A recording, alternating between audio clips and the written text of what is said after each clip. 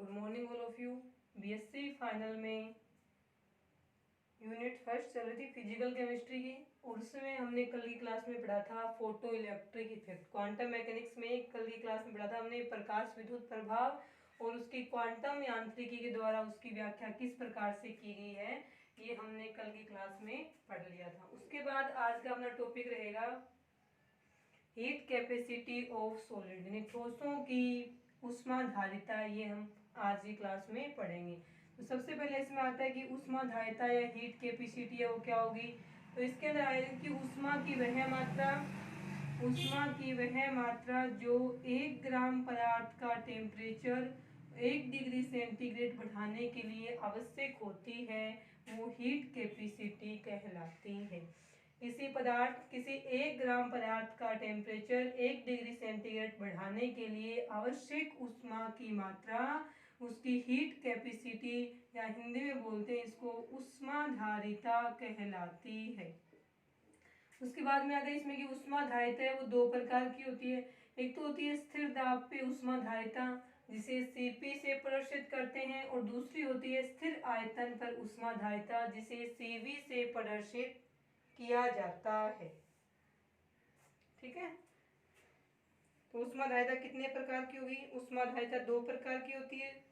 एक तो होती है इसमें स्थिर दाब पर ऊष्माधारिता सीपी, और दूसरी हो जाएगी स्थिर आयतन पर ऊष्माधारिता सीवी।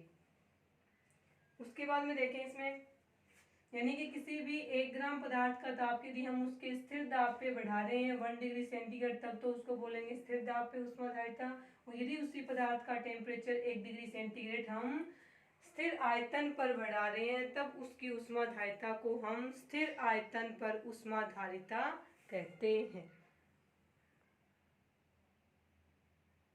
उसके बाद देखें इसके अंदर ठोस परमाणुओं के लिए क्या लिखा जाता है। ठोसों के लिए कि ठोसों में जो अवयवी कण होते हैं जिसे मिलकर के ठोस बने हुए होते हैं वो एक दूसरे के पास पास स्थित होते हैं।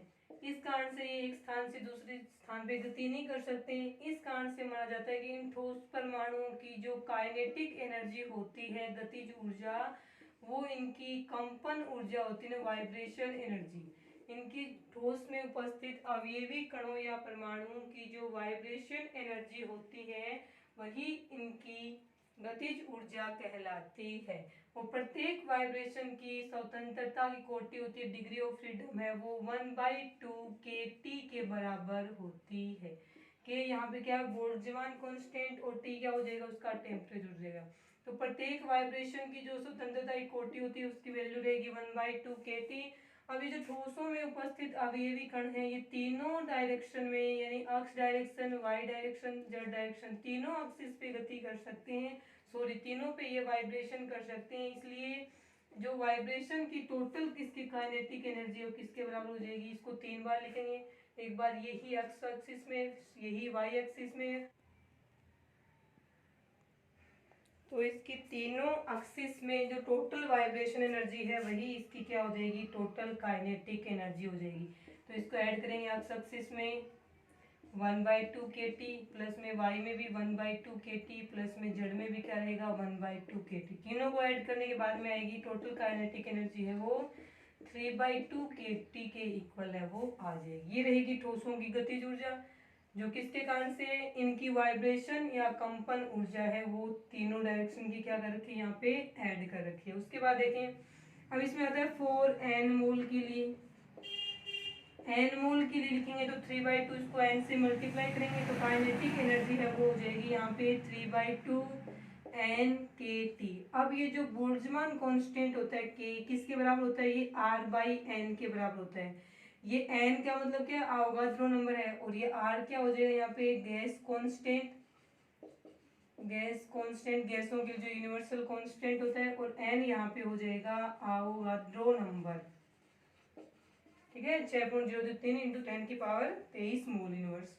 अब देखो इस बोल्ट्जमान कांस्टेंट की जगह इस फॉर्मूले में रखेंगे r/n, तो kinetic energy is equal to हो जाएगी 3/2 into n into r/n into में t। n से n कैंसिल, तो काइनेटिक एनर्जी है वो यहाँ पे हो जाएगी 3/2 RT। अब इसमें आता है कि ठोस पदार्थों के लिए स्थिर दाब पे ऊष्माधारिता और स्थिर आयतन पे ऊष्माधारिता का मान लगभग समान होता है। इसका कारण क्या रहेगा, क्योंकि ठोसों में अवयवी कण पहले से ही एक दूसरे के पास पास स्थित होते हैं, इस कारण से उनकी स्थिर आयतन पे जो ऊष्माधारिता होती है वही मान उसका स्थिर दाब पे रहेगा, क्योंकि ठोसों के ऊपर जब हम बाहर से दाब लगाते हैं तो इसके आयतन में परिवर्तन जो होता है वो नगण्य होगा। क्यों? क्योंकि ये पहले से ही क्या है, अवयवी कण पास पास में स्थित हैं, तो जब इनके ऊपर बाहर से बाह्य दाब लगाया जाएगा तो इनके इस ठोस के आयतन में कोई परिवर्तन नहीं होता है। इस कारण से ठोसों के लिए स्थिर दाब पे ऊष्माधारिता और स्थिर आयतन पे ऊष्माधारिता का मान लगभग समान होता है, और उसकी वैल्यू इसके लिए बोली जाती है Cp Cv इसकी लगभग बराबर होगा, इसकी वैल्यू आएगी 3/2 R के बराबर होती है। ठीक है, ये रहेगा 3/2 R है वो इसमें।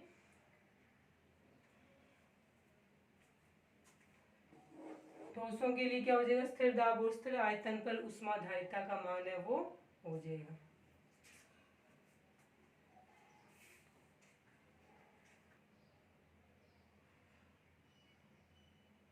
उसके बाद देखें इसके अंदर हाइड्रोजन परमाणु के लिए Bohr model.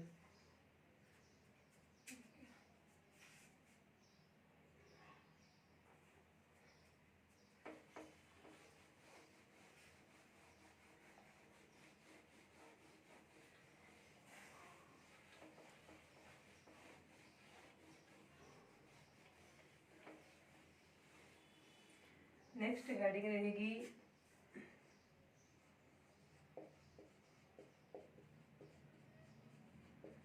Bohr model of hydrogen atom.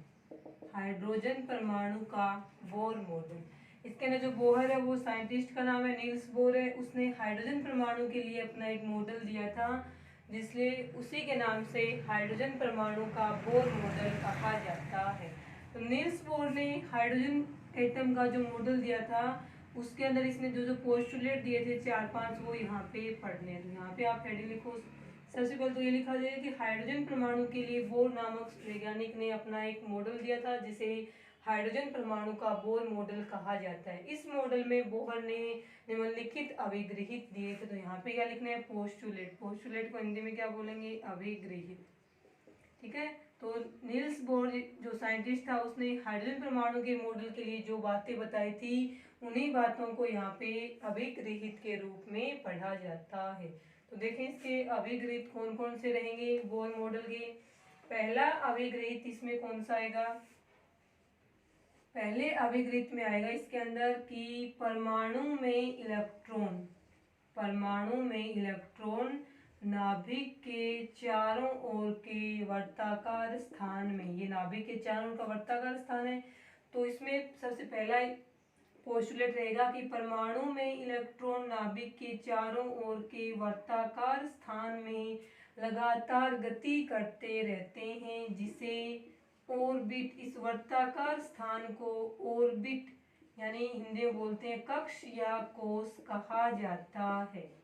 First postulate क्या रहेगा कि परमाणु में इलेक्ट्रॉन नाभिक के चारों ओर के वर्ताकार स्थान में लगातार गति करते रहते हैं तथा उस वर्ताकार स्थान को ऑर्बिट यानी कक्ष या कोश कहा जाता है, जिसे स्मॉल n से प्रदर्शित करते हैं। ठीक है, स्मॉल n की वैल्यू 1 2 3 4 आगे कितनी आगे हो सकती है। जब 1 रहेगी तो वहां पे ऑर्बिट या कोश का नाम रखेंगे कैपिटल के, 2 होने पे L, 3 होने पे M और 4 होने पे N, ऐसे आगे चलती जाएगी। तो यहाँ पे जो ऑर्बिट या कोश है जिसमें इलेक्ट्रॉन लगातार गति कर रहे हैं, जो कि नाभिक के चारों ओर का वर्ताकार स्थान है, इसे स्मॉल n से दर्शाया जाता है। ये रहेंगे इसमें KLMN, ये कक्ष या कोश के नाम है।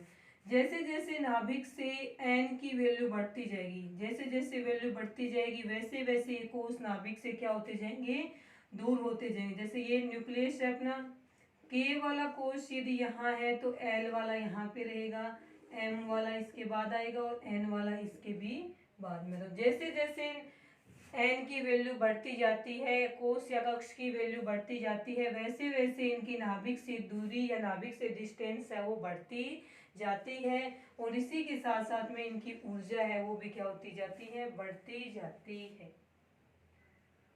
ठीक है, तो ये ऊर्जा स्तर भी इनको क्या बोल सकते हैं, जो के एल एम है इनको हम यहाँ पे कोस के या कक्ष के साथ साथ में एनर्जी लेवल भी कह सकते हैं। ठीक है, तो जैसे जैसे नाभिक से इनकी दूरी बढ़ेगी वैसे वैसे इनकी ऊर्जा बढ़ती जाती है, इस कारण से इन्हें ऊर्जा स्तर भी कहा जा सकता है। ये रहेगा बोर मॉडल का पहला पोस्टुलेट। ठीक है, जिसमें इन्होंने कक्ष या कोश की परिभाषा दी थी। तो कक्ष या कोश हो जाएंगे परमाणु में नाभिक के चारों ओर के निश्चित ऊर्जा वाले वह वर्ताकार स्थान जिसमें इलेक्ट्रॉन लगातार गति करता है, वे कक्ष या कोश कहलाएंगे। एन से प्रदर्शित करेंगे, ये वैल्यू होंगी, इस प्रकार से लिखा जाएगा। और नाभिक से एन की दूरी बढ़ने के साथ साथ में इनकी ऊर्जा बढ़ती जाती है, इस कारण से इनको एनर्जी लेवल्स या ऊर्जा स्तर भी कहते हैं। आगे समझ में, ये रहेगा इसका फर्स्ट पोस्टुलेट।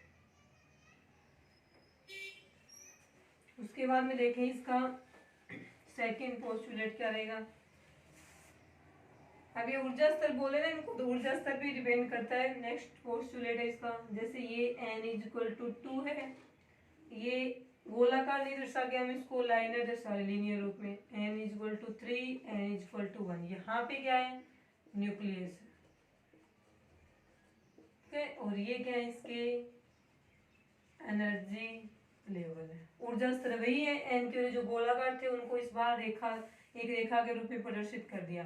तो सेकंड पोस्टुलेट में क्या बताया गया है बोर मॉडल के अंदर, तो सेकंड पोस्टुलेट में इसमें यह बताया गया है कि जब परमाणु के अंदर जो इलेक्ट्रॉन कक्षकों में या वर्ताकार कोश में गति कर रहा है, तो गति कर रहा है उस समय उसकी ऊर्जा क्या होती है, स्थिर होती है। यानी एक ही कक्षक में गति करते समय इलेक्ट्रॉन ना तो ऊर्जा का उत्सर्जन करता है और ना ही ऊर्जा का अवशोषण करता है। तो इसमें लिखा जाएगा सेकंड पोस्टुलेट में कि परमाणु में एक ही कक्ष या कोश में गति करता हुआ इलेक्ट्रॉन है उसकी ऊर्जा स्थिर होती है, अर्थात वह न तो ऊर्जा का उत्सर्जन करता है और ना ही ऊर्जा का अवशोषण करता है।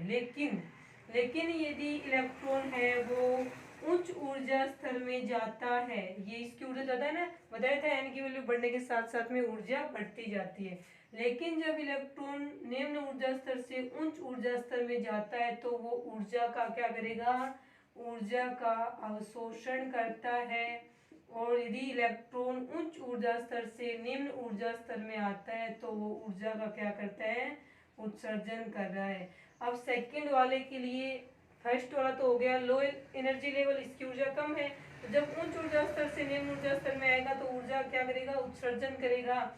लेकिन n बराबर 3 है ना, इसकी एनर्जी 2 वाले से ज्यादा है, तो जब n बराबर 2 लेवल में जो इलेक्ट्रॉन है वो उच्च ऊर्जा वाले n इज इक्वल टू 3 वाले में जाएगा तो ऊर्जा क्या करेगा, अवशोषण करता है।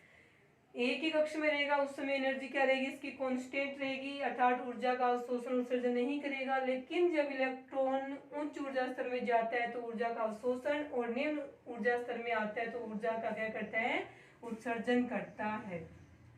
अब इसी के अंदर लिखा जाएगा कि यहाँ पे अवशोषित होने वाली और उत्सर्जित होने वाली ऊर्जा जो डेल ई होगी वो किसके बराबर होगी, इन दोनों ऊर्जा स्तरों की ऊर्जा के अंतर के बराबर होती है। यानी इलेक्ट्रॉन से वो उच्च ऊर्जा स्तर में जाते समय कितनी ऊर्जा का अवशोषण करेगा, तो n इज इक्वल टू 3 और n इज इक्वल टू 2, इन दोनों की ऊर्जा स्तर है, इन दोनों की ऊर्जा का अंतर है, उसके बराबर ऊर्जा का अवशोषण करेगा, तब ये 2 से 3 में जाएगा।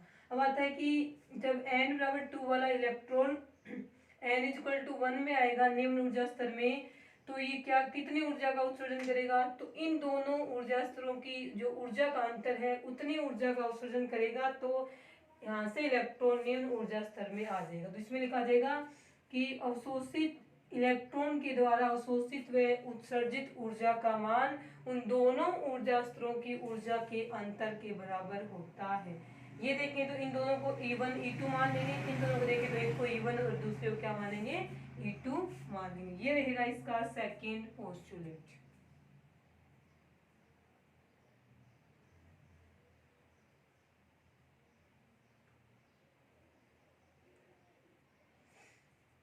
लिख लिया। तीसरा पोस्टुलेट इसी से रिलेटेड है, देखें तीसरे में क्या रहेगा। ठीक है, तीसरे में आएगा कि परमाणु में जो ये एनर्जी लेवल्स होते हैं वो क्वांटीकृत होते हैं। परमाणु में उपस्थित ऊर्जा स्तर क्वांटीकृत होते हैं, अर्थात जब इलेक्ट्रॉन उच्च ऊर्जा स्तर में जाएगा तो ऊर्जा का अवशोषण और निम्न ऊर्जा स्तर में आते समय ऊर्जा का क्या करेगा, उत्सर्जन करता है। तो इसमें लिखा जाएगा कि परमाणु में उपस्थित विभिन्न ऊर्जा स्तर क्वांटीकृत होते हैं और जब इलेक्ट्रॉन उच्च ऊर्जा स्तर और निम्न ऊर्जा स्तर में आता है तो ऊर्जा का अवशोषण या उत्सर्जन है वो क्वांटा के रूप में करता है। क्वांटा का रूप के रूप में करेगा, यानी वो फोटोन के रूप में ऊर्जा का अवशोषण करता है और फोटोन के रूप में ऊर्जा का अवशोषण करता है। तो जो ऊर्जा का अंतर है कि कितनी ऊर्जा का अवशोषण करेगा, कितनी ऊर्जा का उत्सर्जन करेगा, वो एक फोटोन की ऊर्जा के बराबर होगा। तो del E is equal to क्या आ जाएगा, एच न्यू। अब पता है अपने को न्यू इज इक्वल टू होता है सी अपॉन में लैम्डा, इसकी जगह रखेंगे तो del E is equal to आ जाएगा इसमें एच सी अपॉन में लैम्डा।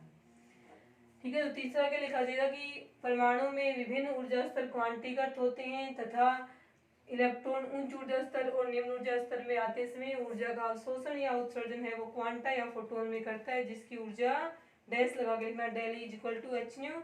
अब न्यू इज इक्वल टू क्या होता है सी अपन में लैम्डा, तो इसकी जगह रख देंगे तो ये वाला बनेगा। अब इसमें क्या क्या हो देखो, डेल ई हो जाएगा अवशोषित या उत्सर्जित की गई ऊर्जा, एच हो जाएगा यहाँ पे प्लांक कांस्टेंट, प्लांक कांस्टेंट हो जाएगा, सी क्या हो जाएगा यहाँ पे velocity of light, velocity of light, और लैम्डा हो जाएगा यहाँ पे वेवलेंथ, और यहाँ पे जो न्यू है वो हो जाएगा फ्रीक्वेंसी। ठीक है, ये रहेगा इसमें तीसरा पोस्टुलेट। देखिए इसको,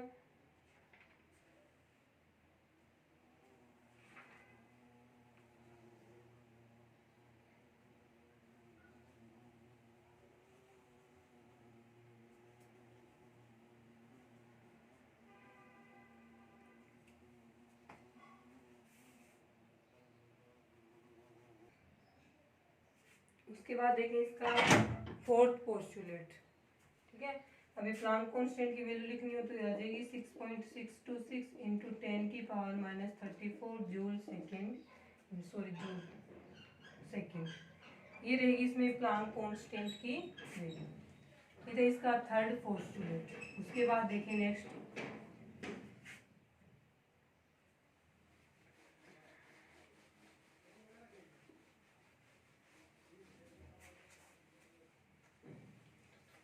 नेक्स्ट में देखें, नेक्स्ट फोर्थ पोस्टुलेट में इसमें लिखा जाएगा कि परमाणु में जो एक इलेक्ट्रॉन्स है, परमाणु में वर्ताकार कक्ष में घूमते हुए इलेक्ट्रॉन्स पर नाभिक के द्वारा या परमाणु के द्वारा निम्न दो प्रकार के बल हैं वो लगाए जाते हैं। एक तो होता है इसके अंदर अपकेंद्रीय बल, एक तो रहेगा अपकेंद्रीय बल और दूसरा रहेगा इसके अंदर अभिकेंद्रीय बल। तो इसमें लिखा जाएगा कि किसी परमाणु में वर्ताकार कक्ष में घूमते हुए इलेक्ट्रॉन पर निम्न दो प्रकार के बल कार्य करते हैं। दोनों के नाम रहेंगे अपकेंद्रीय बल, दूसरा रहेगा अभिकेंद्रीय बल। अब इसमें जो अपकेंद्रीय बल होता है वो एक प्रकार का प्रतिकर्षण बल होता है, ठीक है, रिपल्सन फोर्स होता है, और अभिकेंद्रीय बल है वो एक प्रकार का अट्रैक्शन या आकर्षण बल होता है। अब केंद्रीय बल के अंदर नाभिक क्या करता है कि इलेक्ट्रॉन को अपने से दूर करता है। अब परमाणु है, इस इलेक्ट्रॉन को क्या करेगा, इलेक्ट्रॉन के ऊपर प्रतिकर्षण लगाएगा कि ये इससे क्या हो जाए, दूर हो जाए। और दूसरे में क्या होता है कि ये नाभिक है वो इस प्रोटॉन को क्या करता है, अपनी तरफ आकर्षित करता है। तो जो अभिकेंद्रीय बल होता है इसका, इसकी वैल्यू होती है जेड ई स्क्वेयर अपॉन में आर स्क्वेयर के बराबर, और अपकेंद्रीय बल है उसकी वैल्यू होती है एम वी स्क्वेयर अपॉन में आर के बराबर। ठीक है, तो इसमें लिखा जाएगा कि किसी परमाणु में घूमते हुए इलेक्ट्रॉन पर निम्न दो प्रकार के बल कार्य करते हैं। अवकेंद्रीय बल जो कि एक प्रकार का प्रतिकर्षण बल होता है, इसके कारण से इलेक्ट्रॉन नाभिक से दूर जाता है, इसकी वैल्यू है वो एम वी स्क्वायर अपॉन में आर होती है।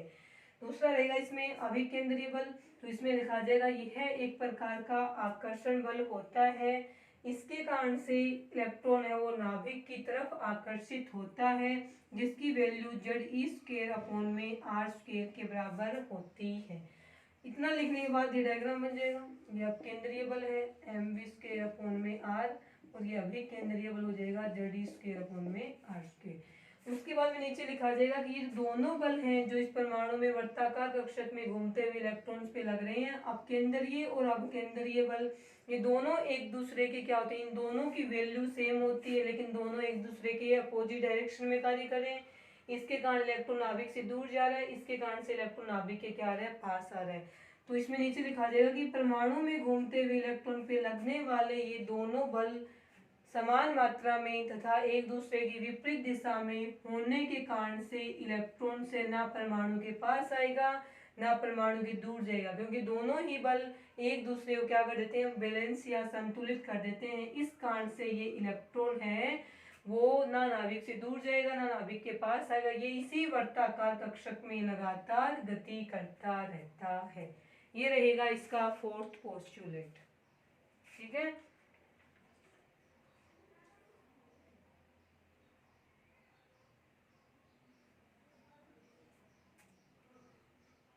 उसके बाद देखें इसका पांचवा पोस्टुलेट। पांचवा पोस्टुलेट है वो देखो क्या हो जाएगा।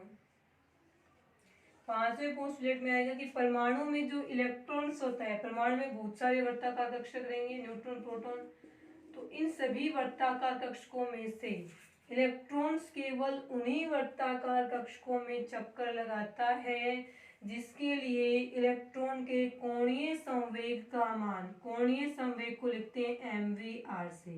mv होता है नॉर्मल संवेग मोमेंटम, और r के साथ में इसको मल्टीप्लाई कर दिया, यानी कि नाभिक से उस कोष की जो डिस्टेंस है या रेडियस है उसको लिख दिया हमने r से। कोणीय संवेग का मान h अपॉन में 2 पाई का पूर्ण गुणज या फुल इंटीग्रल होता है। तो इंटीग्रल के लिए हमने यहाँ पे क्या लिख दिया, स्मॉल n लगा दिया। तो पांचवा पोस्टुलेट ये है कि परमाणु में इलेक्ट्रॉन्स केवल उन्हीं वर्ताकार कक्षाओं में चक्कर लगाता है या घूमता है जिसके लिए इलेक्ट्रॉन का कोणीय संवेग h अपॉन में 2 पाई का पूर्ण गुणज होता है। यहाँ पे n की वैल्यू 1 2 3 4 आगे ऐसे कुछ भी हो सकती है। तो जहाँ पे इलेक्ट्रॉन के कोणीय संवेग का मान जिस कोश के लिए h अपॉन में 2 पाई का पूर्ण गुणज नहीं होगा उस कक्षक में इलेक्ट्रॉन गति नहीं करता है। और ये जो समीकरण थी mvr is equal to nh upon में 2 पाई, इसी को बोर इक्वेशन या बोर समीकरण के नाम से जाना जाता है। ये बोर ने बताया था कि परमाणु में इलेक्ट्रॉन्स केवल उन्हीं वर्ताकार कक्षाओं में चक्कर लगाते हैं जिनके लिए इलेक्ट्रॉन्स का कोणीय संवेग एंगुलर मोमेंटम h अपॉन में 2 पाई का पूर्ण गुणज होता है। तो mvr यानी इलेक्ट्रॉन का कोणीय संवेग जिस वर्ताकार कक्षक के लिए h अपॉन 2 पाई के पूर्ण गुणज होगा, इलेक्ट्रॉन्स उन्हीं वर्ताकार कक्षाओं में चक्कर लगाते हैं।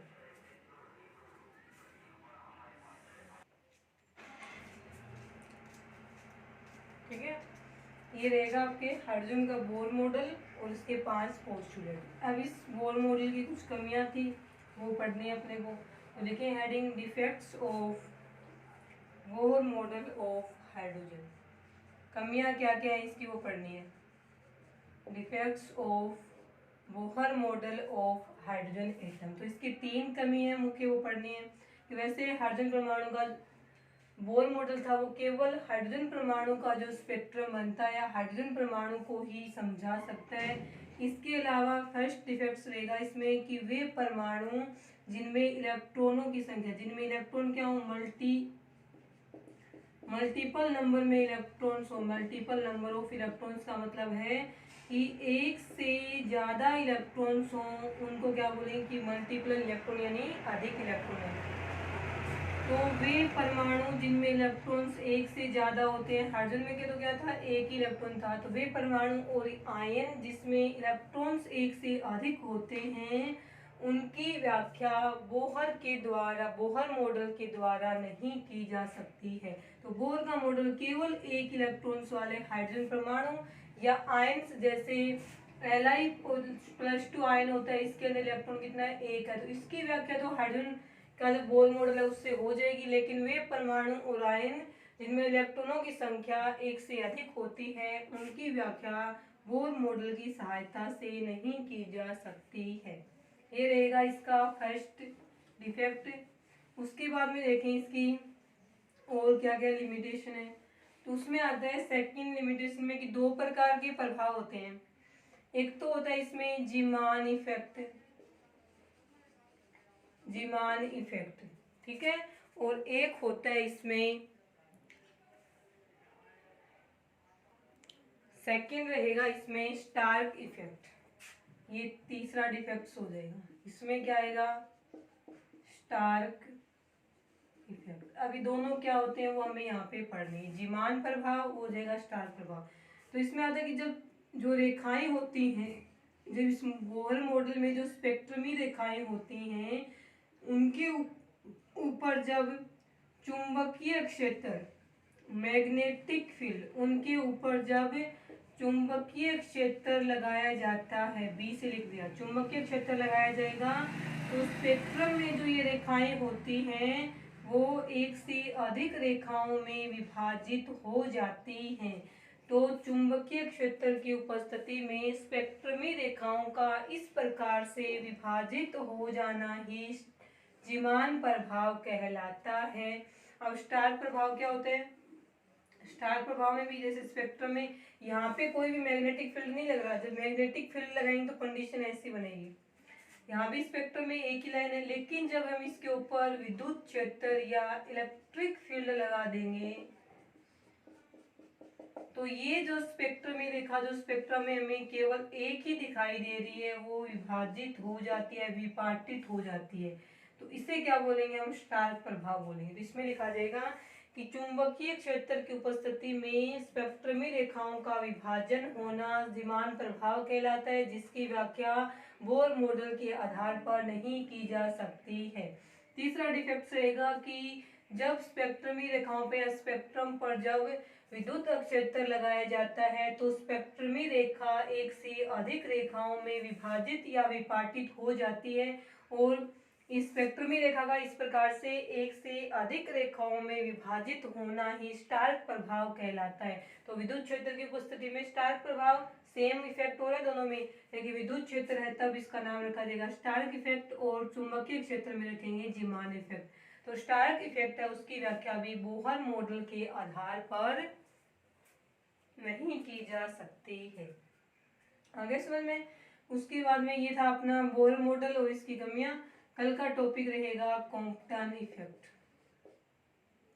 कॉम्पटन इफेक्ट, कॉम्पटन प्रभाव, ठीक है, ये पढ़ेंगे कल की क्लास में। आज के लिए इतना ही।